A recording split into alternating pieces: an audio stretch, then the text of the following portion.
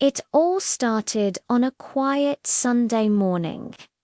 Sunlight streamed through my kitchen window, spilling golden warmth across the countertop where my small potted plant sat. It was a modest Thinger leafy pothos I'd bought 2 years ago on a whim. I named it Luna, after the moon, because its variegated leaves reminded me of moonlight filtering through clouds. I watered it regularly, dusted its leaves, and even talked to it occasionally when no one was around. But that morning, Luna talked back. I was sipping my coffee when it happened. "You water me too much," a soft voice said. The mug froze in my hand. I looked around the kitchen. The window was open, but the street outside was empty. The voice came again, clearer this time, gentle, calm, but unmistakably real. "Please stop overwatering me. My roots can't breathe." I nearly dropped the cup. "Who said that?" "I did," the voice replied patiently. "Luna, your plant." I stared at it, speechless. The leaves rustled slightly, though there was no breeze. My heart raced, torn between disbelief and awe. Was I hallucinating, sleep-deprived, losing my mind? "Okay," I whispered, setting the coffee down. "If this is a dream, I'm at least going to enjoy it." Luna chuckled. Or maybe it was just the sound of a leaf brushing the pot. You humans always assume you're dreaming when you finally listen. "Listen," I repeated. "Yes, we've always been talking. You just don't hear us." Her words sent chills through me. I had read studies about how plants communicate through chemical signals, releasing scents to warn others of danger or attract pollinators, but this was different. This was conversation. I leaned closer. "So you can actually talk?" "In a way," Luna replied, "not like you do. My language isn't made of words. But sometimes, when a human's heart is quiet enough, we can connect. Today, you were quiet." I blinked. It was true. I'd woken up unusually calm that morning. No phone, no music, no distractions, just the hum of the world. Maybe, in that silence, something had opened. "So," I said carefully, "what do plants talk about?" Luna's leaves trembled slightly, mostly about growth. The warmth of sunlight, the rhythm of rain, the music of roots underground. We talk to each other through the soil, warning of drought, sharing nutrients, whispering to saplings. But when we speak to humans... She paused, as if searching for the right word. "It's usually because we have something important to remind you." I leaned forward.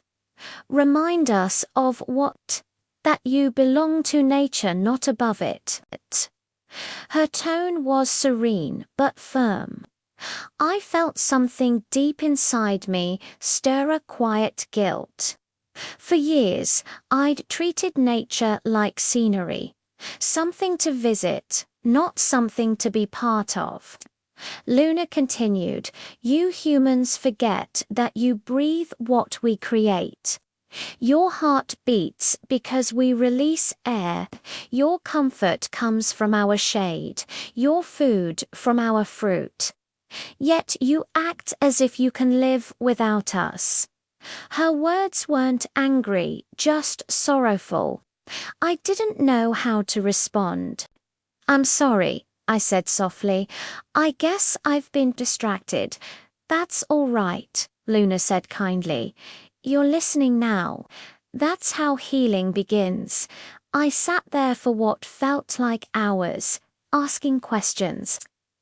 Luna told me about her favorite sunlight late morning, when the light is warm but not harsh. She described how she could sense the vibrations of my footsteps and recognize my voice by the pattern of my breath. When you talk to me, she said, your voice changes. It becomes softer, slower. You may not know it, but you calm yourself when you speak to plants. I laughed, amazed. So, plants are therapists now. In a way, she replied, we teach patience. You can't rush a leaf to grow or a seed to bloom. We remind you that time isn't your enemy, it's your companion. Her words sank deep. I had always rushed through life-chasing goals, scrolling through endless distractions, filling silence with noise. But sitting there, listening to my plant, time felt still. Eventually, I asked, why talk to me now after all this time? Luna's leaves shimmered faintly in the light. Because you've been restless. I can feel it. You move around your home like a storm, looking for purpose. I wanted to remind you that purpose doesn't always require movement. Sometimes it's about rooting where you are. I swallowed hard. She was right. For months, I'd felt lost, unsure of direction. Her words, though simple, cut through the confusion like sunlight through fog. The rest of the day passed in peaceful wonder. I tended to Luna carefully, draining excess water, cleaning her leaves, whispering thanks. Each time I spoke, I could almost sense her listening, not with ears, but with attention. As evening arrived, the sky painted the walls with orange light. I asked her one last question before bed. Do you ever feel lonely, staying in one place? There was a pause. Then she said, no, we don't see stillness as loneliness. We see it as connection. When you root deeply, you touch everything: soil, air, light, life. You humans move so much, you forget that stillness can also be a kind of freedom. Her answer lingered in my mind as I drifted off to sleep. The next morning, I rushed to the kitchen, half afraid it had all been a dream. Luna sat there, radiant in the sunlight, silent. I waited, whispered her name, but there was no reply. Just the rustle of leaves in the gentle breeze. Part of me was disappointed. Another part smiled, realizing it didn't matter. She had already said everything I needed to hear. From that day forward, I treated my home differently. I placed plants in every corner, not as decoration, but as company. I watered them with care, paused to notice their quiet growth, and learned to match my breathing with the rhythm of still leaves. Over time, I realized that Luna had given me more than a conversation. She had given me awareness. I began noticing small details everywhere: the scent of wet soil after rain, the tiny curve of a sprouting leaf, the way sunlight traveled across a room. I understood now that communication wasn't always verbal. Sometimes it was about presence, about listening without expecting words. And though Luna never spoke again, every morning when sunlight touched her leaves, I could almost feel her whisper through the air: grow slowly, breathe deeply, stay rooted. Since then, I've often wondered if that day was magic, imagination, or something in between. But maybe it doesn't matter. Maybe the line between science and mystery is thinner than we think. Maybe plants have been talking all along, waiting for us to listen not with our ears, but with our hearts. And every time I walk past Luna, now taller and greener than ever, I smile. Because whether or not she speaks again, I'll always remember the day she didn't, the lesson she left behind, that in the quiet, living world around us, everything is speaking. We just have to slow down enough to hear it. It began as a personal experiment, one that I didn't expect to change me so deeply. For years, my life had revolved around screens. From the moment I woke up, I reached for my phone before I even opened my eyes fully. Notifications dictated my mornings, messages filled my afternoons, and endless scrolling consumed my nights.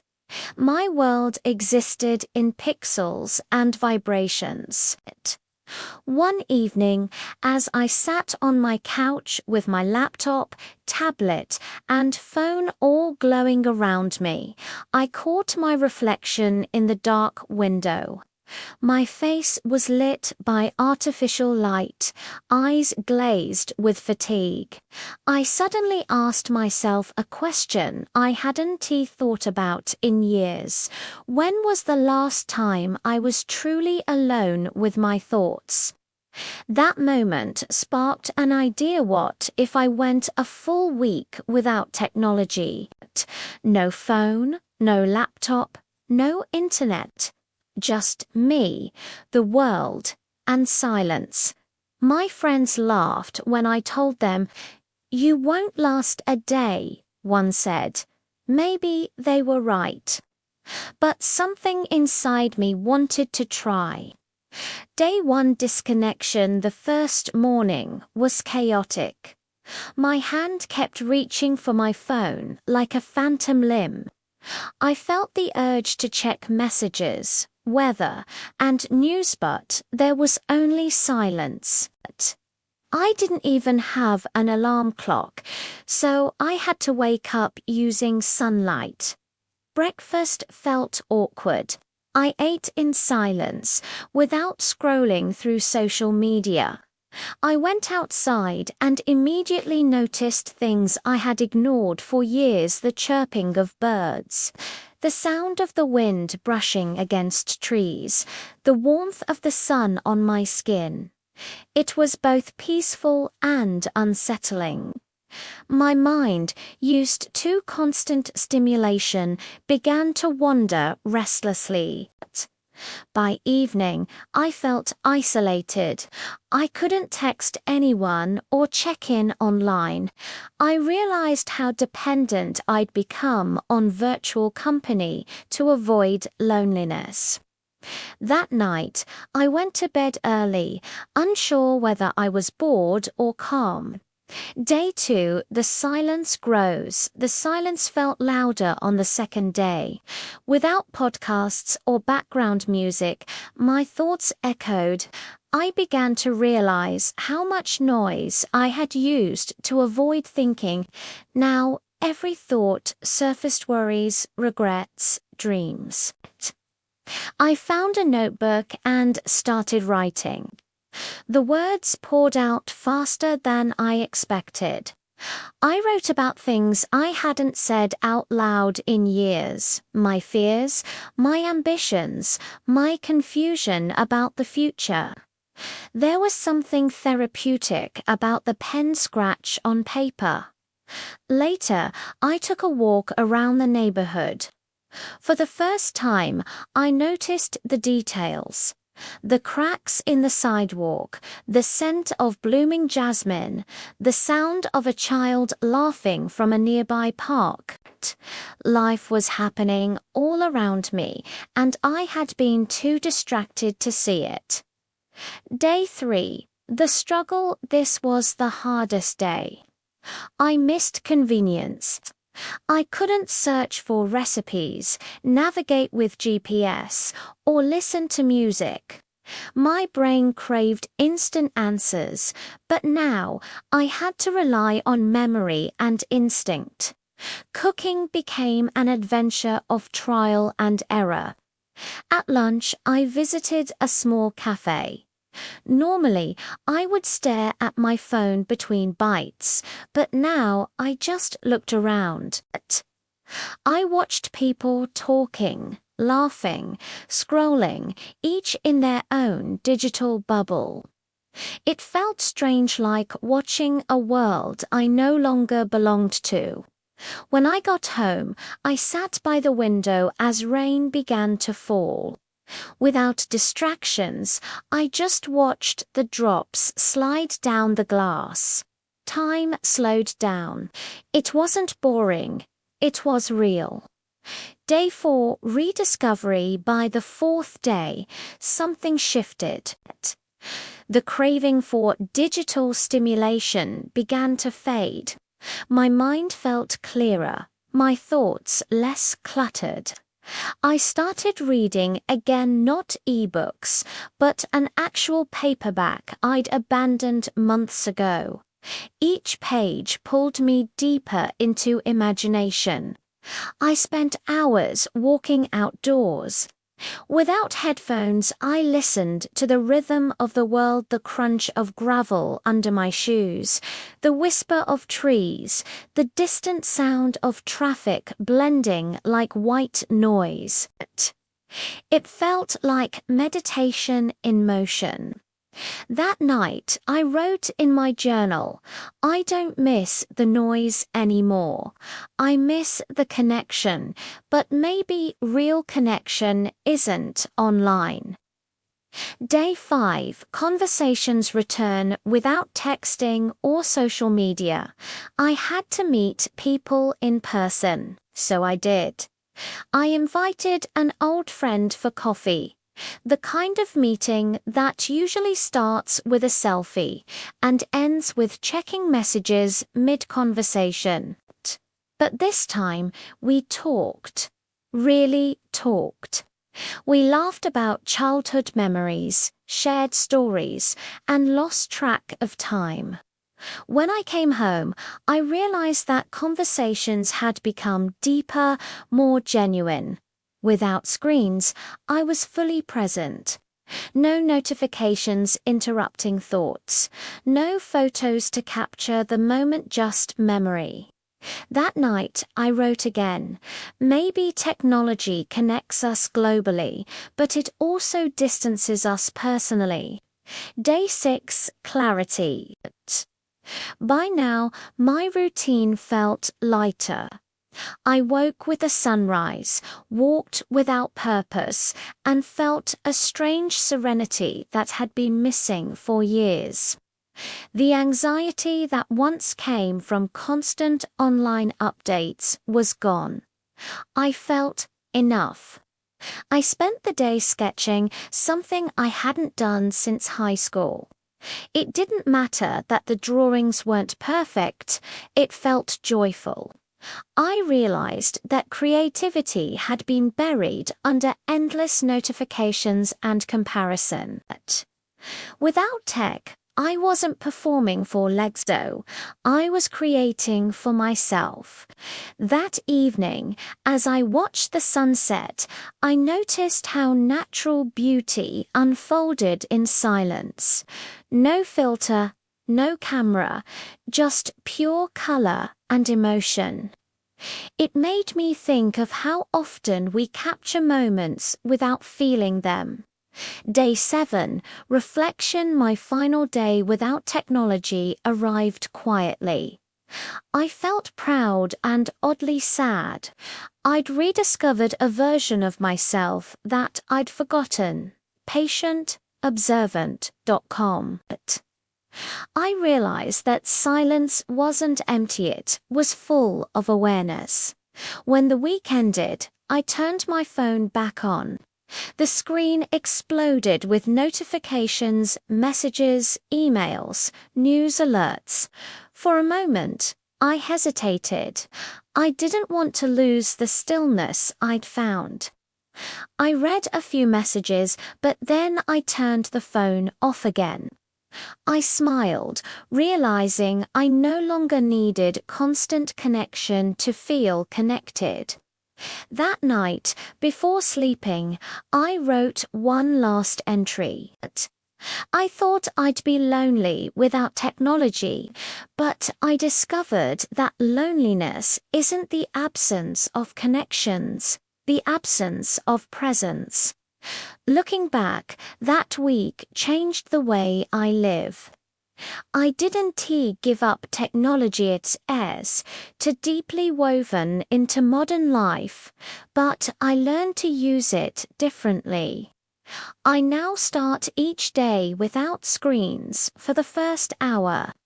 I go on digital walks with no devices.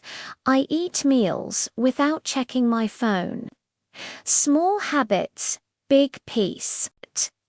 Technology is a gift, but it's also a mirror reflects what we bring to it. When used mindfully, it connects, educates, and inspires. But when used endlessly, it consumes. The real challenge isn't living without tech, it's learning how to live with it without losing yourself. Now, every time I feel that familiar urge to scroll mindlessly, I remember that week, the quiet mornings, the handwritten pages, the colors of sunsets untouched by screens. And I remind myself that sometimes the most meaningful connection isn't online, it's within